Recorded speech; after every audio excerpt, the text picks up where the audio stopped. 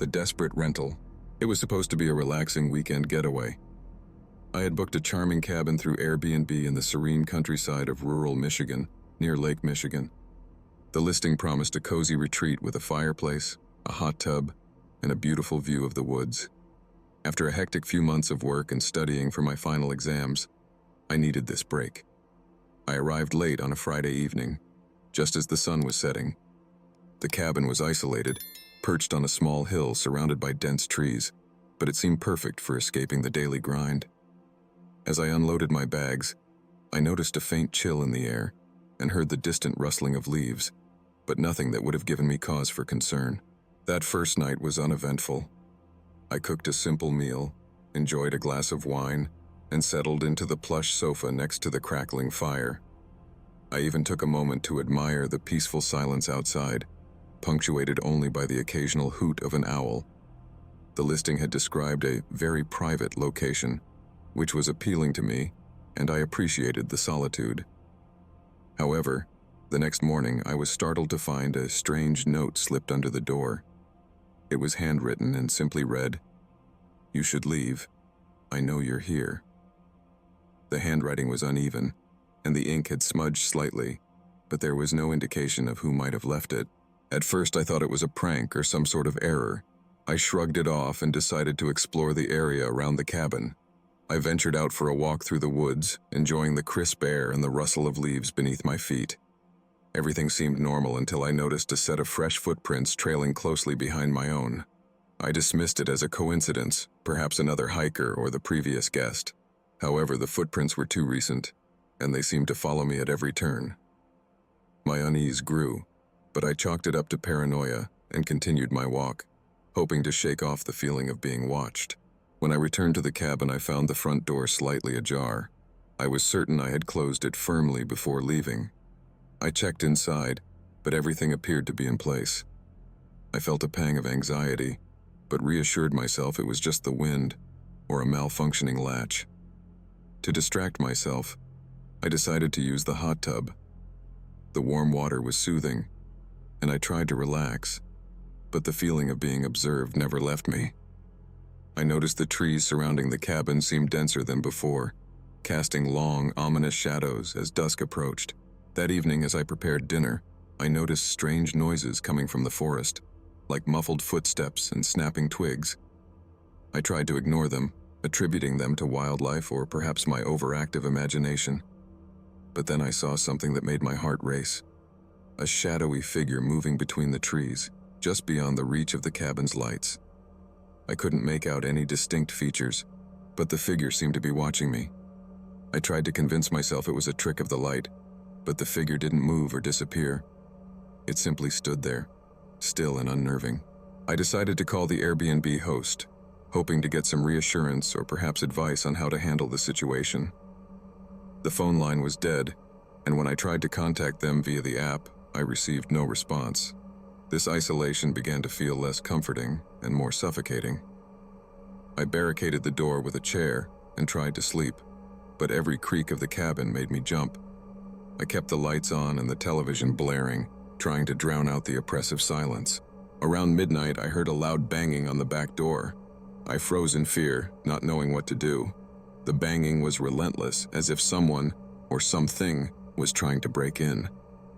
I gathered the courage to check, but the door was still firmly shut, and the noise had stopped as abruptly as it had started. I peered out through the window, but the darkness outside offered no clues. My phone was still useless, and the fear of being completely cut off from help was overwhelming. The next morning I found that the strange figure had returned. Its shadow was more defined, and I could make out the shape of a man peeking from behind the trees. He didn't move, but his presence was more palpable than ever. I decided to leave immediately, packing my belongings in a frenzy. As I drove away, I glanced in the rearview mirror and saw the figure standing by the edge of the forest, watching me go. I reported the incident to the local authorities when I reached town, but they found no evidence of anyone in the area. To this day, I can't shake the feeling of that man's eyes on me. The cabin was supposed to be my escape, but it became a nightmare. I learned a hard lesson about the risks of renting from unknown sources and the importance of being vigilant. Sometimes, the most idyllic settings can hide the darkest secrets. And now, every time I see a remote Airbnb listing, a chill runs down my spine. The unsettling Airbnb experience. After a grueling semester at my college in Boston, I was thrilled to find a quiet, quaint Airbnb to unwind for a weekend. I had booked a cozy cabin in the woods of New Hampshire, a 2-hour drive from the city, through a popular vacation rental website. The photos showcased a charming wooden retreat nestled among tall pines, with a small lake and a stone fireplace. The price was surprisingly affordable, and the reviews were glowing, perfect for a much-needed escape from campus stress. The drive up was serene, with the roads winding through the lush greenery of the White Mountains. As I pulled into the cabin's driveway, however, a slight unease settled over me. The cabin looked just like the pictures, but the silence was almost oppressive, broken only by the occasional rustle of leaves. The key was left under a rock by the door, just as the host had instructed, but I couldn't shake the feeling that something was slightly off. Upon entering the cabin, I noticed a handwritten note on the dining table, which wasn't mentioned in the listing. It read, "Welcome. Hope you enjoy your stay. Please make yourself at home." There was no signature, no name, just the unsettling sense that whoever had written it was watching me. I shrugged it off as a quirky touch and set about making myself comfortable, but the note lingered in my mind. Everything seemed perfect until I started unpacking and noticed that some kitchen items, like the coffee maker and a few utensils, were missing. I remembered reading that the cabin was well stocked, so I thought maybe the host had simply overlooked these things. I sent a quick message to the host through the app, but received no response. The cabin was remote, and I figured it would be impractical to go back for small inconveniences. That night, as I settled in with a book by the fire, I heard faint thumping noises coming from the attic. The sounds were irregular and seemed to get louder as the night wore on. I checked the attic door. It was locked tight, but the noises persisted. I tried to convince myself it was just the house settling or some wildlife, but sleep was elusive. By morning, I was relieved to hear the sounds had stopped. I decided to explore the area and take a walk by the lake. As I strolled through the woods, I found an old, rusty tool shed hidden behind some dense foliage. It was peculiar, as it wasn't mentioned anywhere in the listing. Curiosity got the better of me, so I tried the door, but it was locked. I took a quick photo and continued my walk, though the discovery left me feeling uneasy. Returning to the cabin, I was startled to see a middle-aged man standing at the edge of the driveway. He was dressed in work clothes and had a clipboard. When I approached, he introduced himself as the cabin caretaker and said he was there for a routine inspection. I found this odd, as the listing didn't mention any caretakers, but he seemed friendly enough and reassured me that everything was fine. The caretaker's visit lasted only a few minutes, but his behavior was strange. He repeatedly asked if I had noticed anything unusual or if I felt uncomfortable.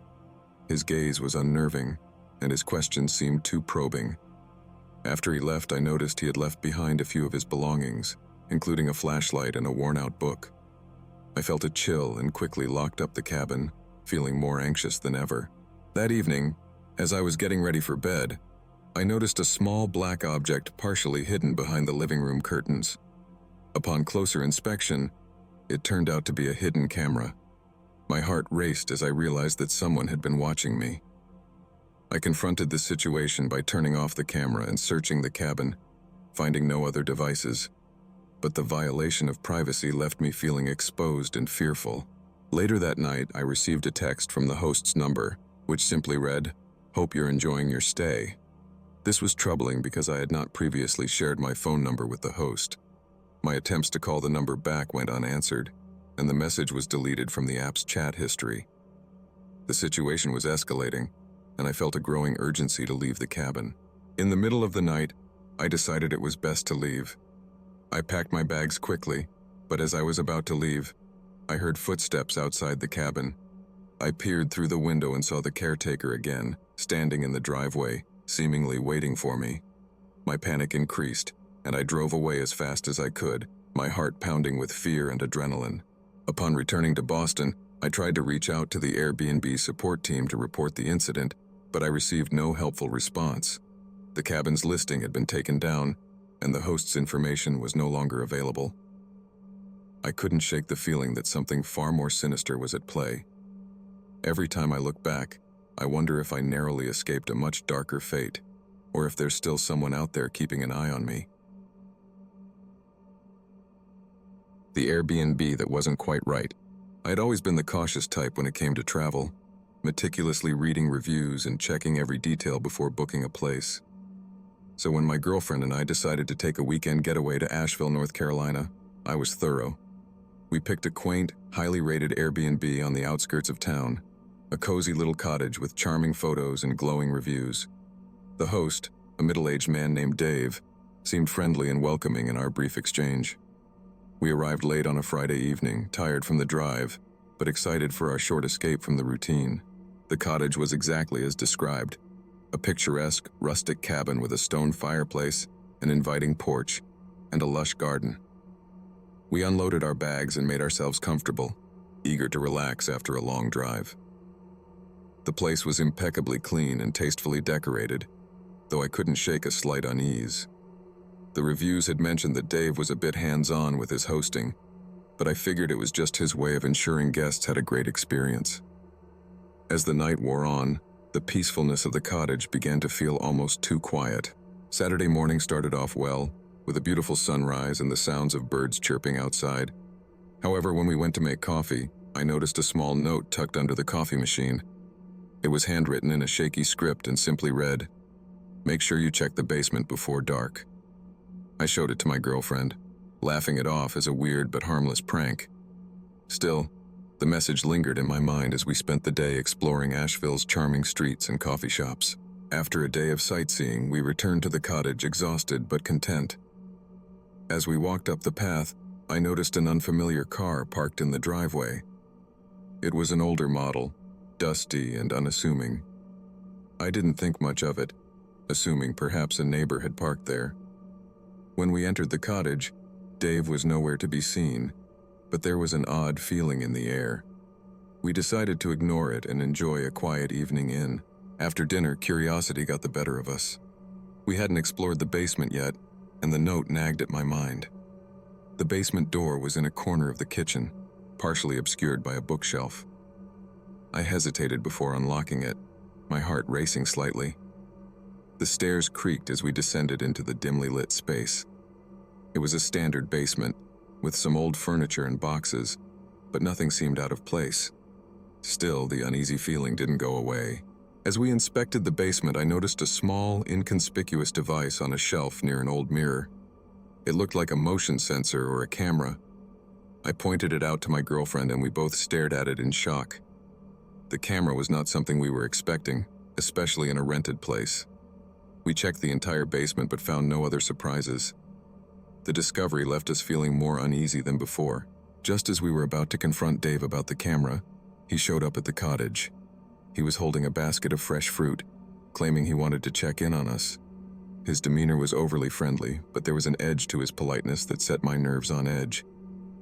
We decided to keep the camera discovery to ourselves for now and pretended everything was fine. Dave left shortly after, but his visit did little to ease our anxiety. Later that night, as we were preparing for bed, I noticed our car keys were missing. We had left them on the kitchen counter earlier, but now they were nowhere to be found. I felt a growing sense of dread, and we searched the cottage thoroughly. There was no sign of them.